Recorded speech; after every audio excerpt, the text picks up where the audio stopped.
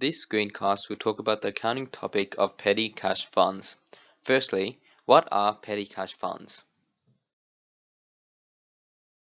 A petty cash fund is a certain amount of cash that businesses keep aside on hand to pay for minor expenditures. These would include office supplies, coffee for staff members, cash needed to reimburse employees for business-related purchases, postage for small mailings, and lastly, to give customers change after a purchase. For a business to have a petty cash fund, their operation must involve three activities. These include establishing the fund, making payments from the fund, and lastly, replenishing the fund.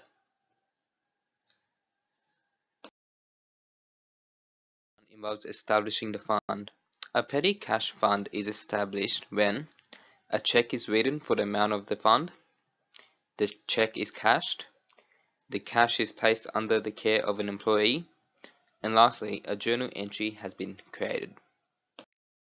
In the journal entry, the petty cash account increases while the cash account decreases. The total assets remains the same as no cash has been disturbed yet. The second activity involves making payments from the fund. Payments are usually done so in one of two ways.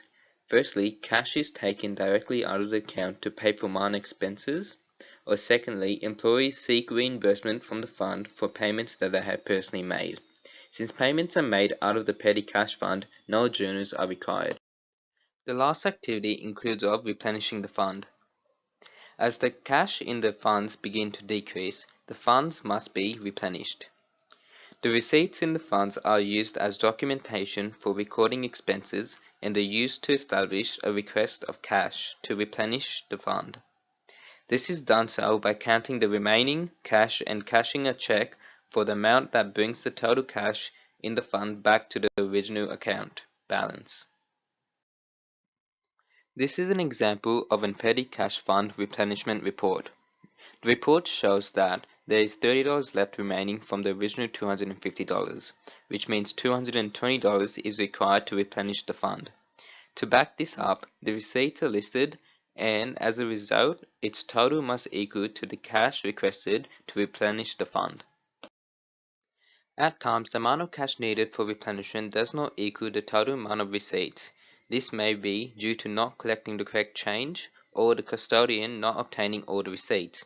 As a result, the cash overshort account is created, which is a temporary account which can either debit or credit its balances.